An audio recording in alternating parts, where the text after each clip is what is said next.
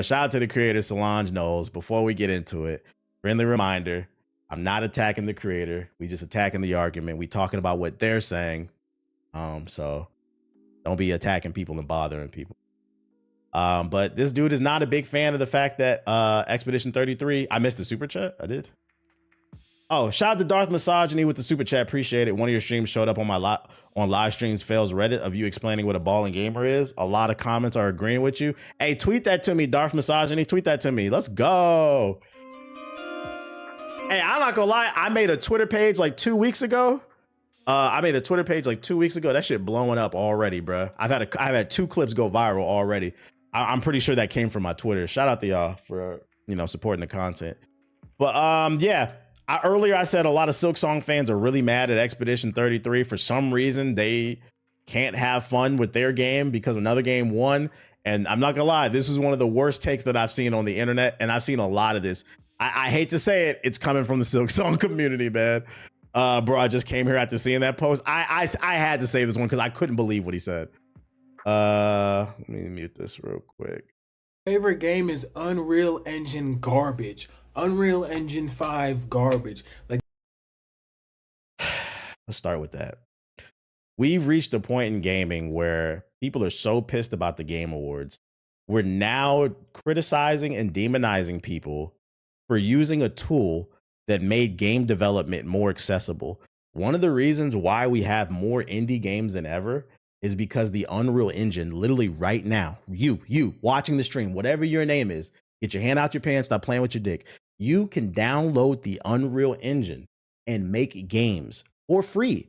And they will not charge you royalties until your game sells like 100,000 or something like that. That's a beautiful thing. Now, does the Unreal Engine have some problems? Unreal Engine 5? Yeah, it does. But I'm not going to lie. I'm starting to question how bad are the problems with the Unreal Engine versus the lack of talent. Because Expedition 33 runs on Unreal Engine 5. And one thing I can say about that game is that is one of the most optimized games of the year. I had no bugs, no glitches, no frame rate drops. So in my head, I'm thinking, why does this game run so well, but other ones don't? It starts to make me wonder, is it a talent issue? Because on the flip side of things, the beauty of the Unreal Engine is also the downfall. It's accessible to everybody. So it makes me wonder how many people just lack the experience, because there is a difference. And this is why dev teams are so big. You have to understand there is a difference in skill set between art design, the coding, animations, optimization. This is why they have different teams. Somebody who knows how to optimize doesn't necessarily know how to animate. Sometimes maybe, but it makes me wonder. But we got to get away from just calling games trash because it runs on Unreal. Call it trash because it doesn't run well.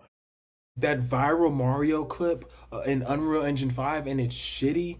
That is what Claire X Spashitty 33 is. That shit is trash, nigga. He didn't play the game, chat. I said, man, this is a miserable existence. To deny yourself greatness is bad karma, and you're also missing out on things that could potentially inspire you. You don't gotta like the game as much as everybody, but there's no way you can play that game and call it trash.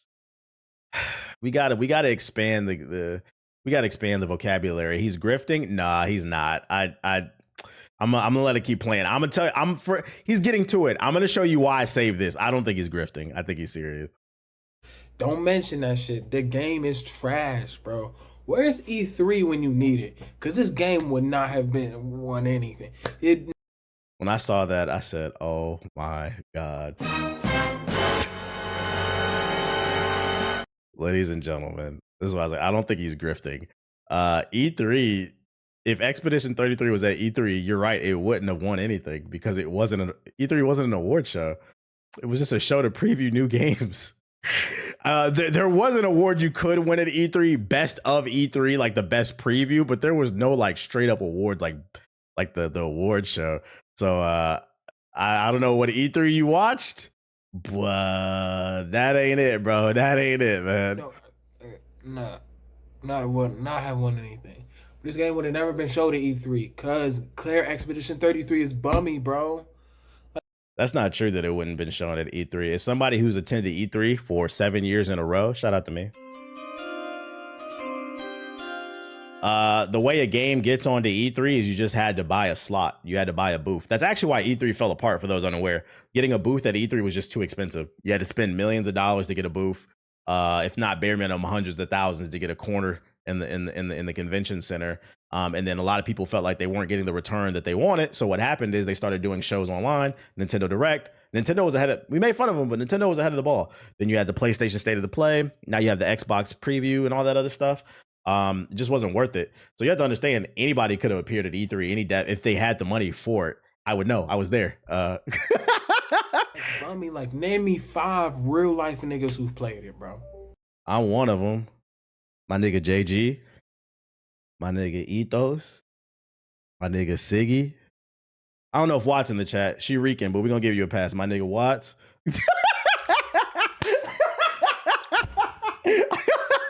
I just named you 5 off the top of my fucking head, bro. Friendly reminder, if you didn't see it earlier in the chat, Expedition 33 sold 5 million copies in the first 6 months of its release, despite it being on Game Pass. It only cost $10 million to make. 5 million times $50, the price tag, is $250 million. Subtract the 10 million, and right now, in December, Expedition 33 has netted Sandfall Interactive $240 million. And I'm going to be honest, it's actually more because I didn't include tax. It's not a failure. You're not in the know as much as you think you are. And I think that's why you said it wouldn't have won nothing at E3. Nothing would have won. E3 wasn't an award show. What are you talking about, bro? You can. Because this is the first man-made game that is AI. Like, this shit is garbage. It is straight A garbage. And everyone's saying, oh, you should. Not only is it not AI, I think one of the reasons why you wanted to root for this game is it has a beautiful story. The head of the studio, the one that founded Sandfall Interactive, and you can find his post. They posted him on Twitter. He posted to Reddit, hey guys, I have this idea for a game and I need people for a studio. He hired people from SoundCloud to do the music. They had to, because their budget was so tight, they had to get the voice acting done like in a couple of days. This is the story of the underdog that you want to win. For those unaware, Expedition 33 started off as a Reddit post. Let me see if I can find it, actually. If anybody has the link. The Reddit post that started it all. Is this from 7 months ago? I don't think this is it. Damn, I should have saved that shit, bro. Anybody got the link for that shit? Exactly what it seems like. I don't think he plays games at all. It was inside that post. It was. Let me read it. Here's the link to our draft trailer. If you're interested, check out the doc for the instructions. He's reposting it. My dumbass. So this person from I don't know how Reddit works. This guy from 7 months ago reposted it. So this is the original post. 6 years ago, the head of Sandfall Interactive, when he first started the studio, ambitious AA game project looking for 3 female and 2 male leads. It was supposed to be a PS4 and Xbox One game. That's how long it's been in development. And he's recruiting people on fucking Reddit. This is the story that you want. And this is the shit I'm talking about. Like, yo, we're losing the plot, man. We are also, and real shit, this is why I say you need to be more open-minded to trying different things, because you might miss out on inspiration. This should inspire some of y'all, bruh. Like I said, this started off as a Reddit post. He was just looking for people to help out. Hey, who wants to join the team? He contracted people off of SoundCloud to do the music. This is an underdog story. I don't understand what people so mad about, man. You shouldn't have played it. I'm not going to waste my money on a garbage game. That is garbage.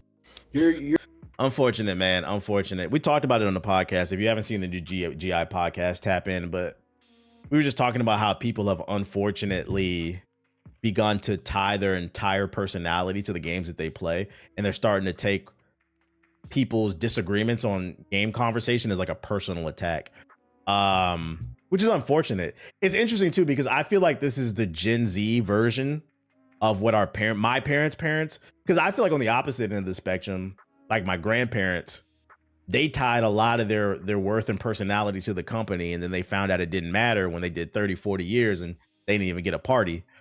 It was just like, bye. Like they tied I feel like this is like a Gen Z version where like people are tying their worth to the game and shit like that. And it's unfortunate because, like, friendly reminder, can't stress this enough. Games are supposed to be about escaping and having fun. And also, something winning an award should not affect your ability to have fun with something. Garbage why he can't even articulate. It's just an emotional response. This is another thing. Y'all gotta stop doing this shit because I'm not gonna lie. If I see it, I'm gonna reply to it.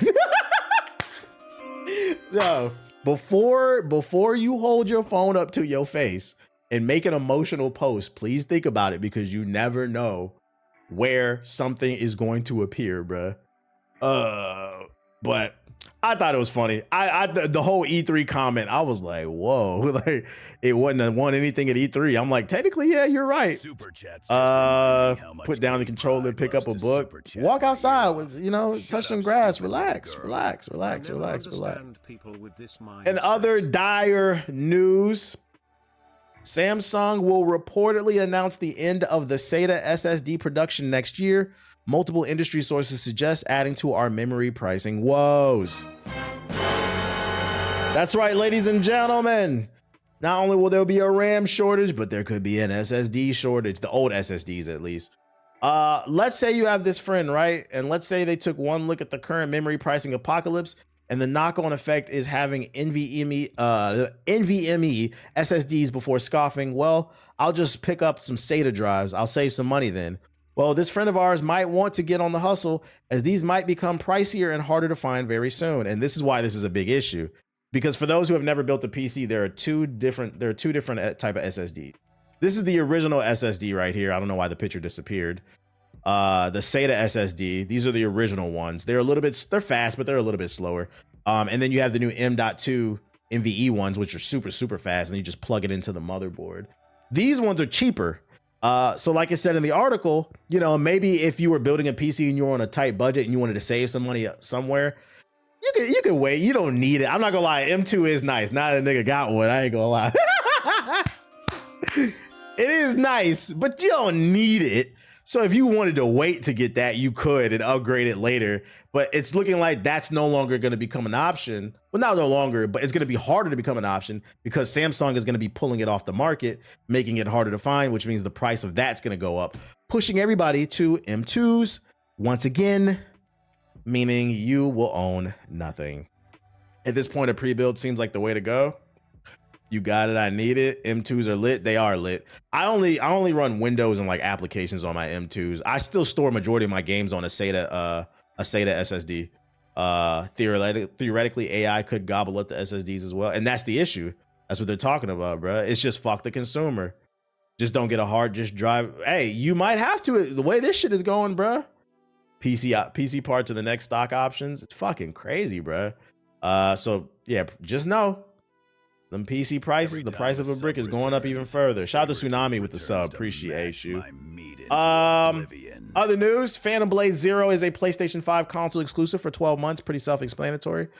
Phantom Blade Zero is a PS5 exclusive for 1 year. S Game Studios action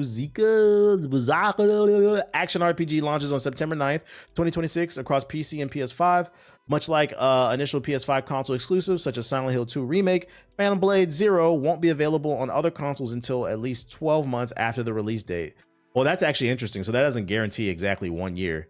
It means bare minimum you're going to have to wait 1 year before it comes to PC. So if you're really itching to play Phantom Blade Zero, please be aware when it drops next year in September, PS5 is where it's going to be at least for a bare minimum a year. But to be honest, it could be 2 years because this doesn't guarantee anything. It just says at least. It doesn't guarantee anything.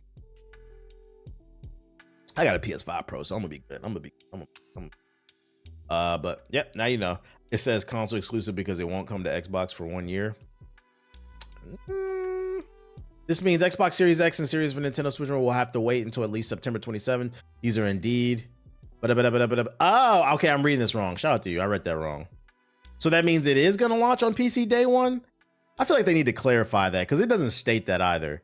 Because I understand you can interpret that as it's not coming to Xbox or the Switch until 2027. But unless they straight up state it's coming to PC day one, that doesn't. This is actually a little confusing the way they worded it. Oh, I'm bugging. Yeah, I can't read, chat. See, my dumb ass can't read. It launches on September 9th across PC and okay, it is PC day one. My bad. I can't read. I can't read. That's my fault. You see, hey, you see how easy it is to say my bad? I misread something. I read that too fast. My fault. I read that wrong. Okay. Well, it's coming to PC day one. That's good to know. I ain't gonna hold you. I don't think this shit coming to the Switch 2 anyway. I don't think this shit coming to the Switch anyway. Xbox Series, yeah, but this doesn't look like it's a game that's gonna run on the Switch 2. I'm gonna be honest. PS4, fuck no. You wearing glasses too? My glasses are for blue light. Yeah, headline baited type shit. This is the one Watts sent me. Lords of the Fallen 2 will have attractive female characters in revealing outfits, the CEO said. Oh, thank God. Thank God. Big titties and fat asses. That's what I need in my Souls games. Recently, CI Games presented an all-new trailer for Lords of the Fallen 2 at the Game Awards, unveiling more of the game's backstory and setting. It was lapped up by Souls-like fans worldwide, given that the first game was positively received, and has also just been updated with a supersized 2.5 patch. In a post on social media, the CEO and the head of the studio, Market, reverted to his rhetoric about games needing to avoid political agendas. And you know what's funny? I was just about to say before I read that, didn't the CEO last year blame the failure of Lords of the Fallen on the woke mind virus? He's one of those people, right?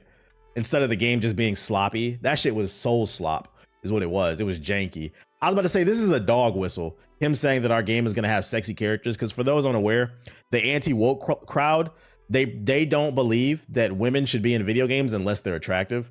So this is a dog whistle to them. He stated in clear terms that Lords of the Fallen 2, slated for 2026, will feature attractive women wearing revealing outfits. He's brought this up 5 times. This is crazy. In a recent post on social media, the CEO revealed some of the lore about the studio and the creation of Lords of the Fallen. Many of you have asked why the game initially had body type AB. Hexworks stated early 2020 as an autonomous studio owned by CI Games. Early on, political correctness and filtering meant not every decision reached me on time. I got a lot more involved from late 2024 and now act as the head of the studio alongside my CEO role. Things are very different now, and the studio has gotten fully integrated. We reverted a lot of wrong decisions and will continue improving. Lords 2 is being built on real player feedback, and it's crystal clear in the last 2 trailers. Bro, you guys are not building the game on real feedback. I played Lords of the Fallen, and I turned that shit off after the first boss fight. Do you know why?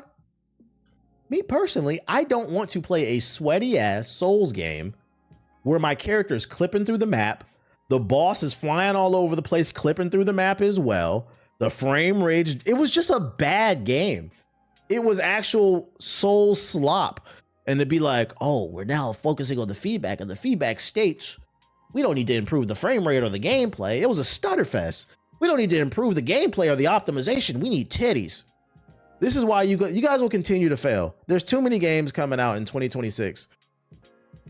Enemies be clipping through the map. Shit was fucking funny, bruh. It's fixed now though, but the launch was ass. Yeah, well, that's when I played it at launch, and that's always going to be my impression of it. I don't care that it's fixed now. I'm not playing that shit. Because also the gameplay loop just wasn't that good to me. I didn't like the concept of going between 2 worlds. It seemed cool in the trailer, but in practicality, it wasn't fun to me. If it's not From Software or NeoWiz are the people who make they're the ones that make Liza P. Did you just link me something? Hold up. 1 second, y'all. They make Liza P. If it's not from them, we don't care, chat. We do not care. Every time a sub returns, is this another one from him? Sabretooth returns to mash my Y'all gonna have a solid optimized game for the launch, right? Maybe a demo. We're gonna have titties, bro. Literally what I just said. That's fucking fun. I'm glad I'm not the only one that feels this way.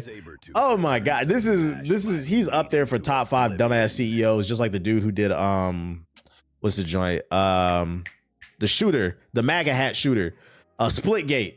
He up there with the Splitgate CEO too. Just doesn't know how to be quiet, bruh. Even if this is how you feel, sometimes the best option is just don't say anything.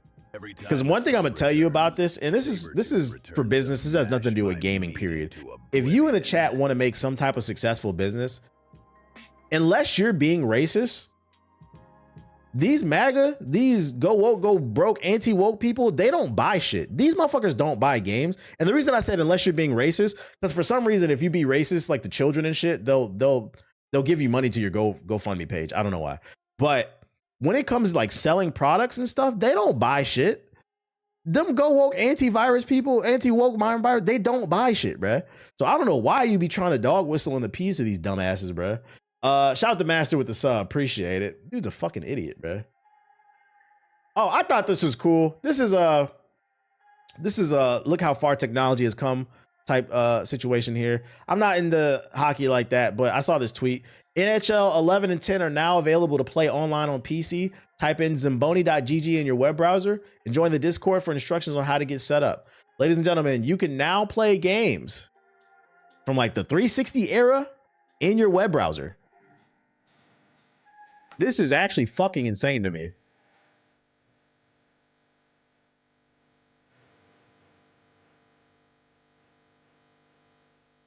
You get the gist of it. You said link that shit. I got you. And you can play online. The song is fucking stupid. Oh wait, let me put it on all so it goes to the YouTube chat as well. I'm glad you said Zamboni, right? Zamboni. I don't know what the fuck that means. The music took me back. Anyways, what else I got? Oh, sad news for Sega fans. After 25 years of support, Google has finally discontinued support for Dreamcast web browsers, man. I don't know who's on the hub via their Dreamcast on dial-up AOL internet, but it is no longer supported. Sorry. You guys are going to have to watch my streams with at least a PS4 now. that has an updated web browser. The Dreamcast web browser is not working. I know. This is hard-hitting news, man. Today I learned that the web browser still worked. That's what I fucking learned. I was like, oh, okay.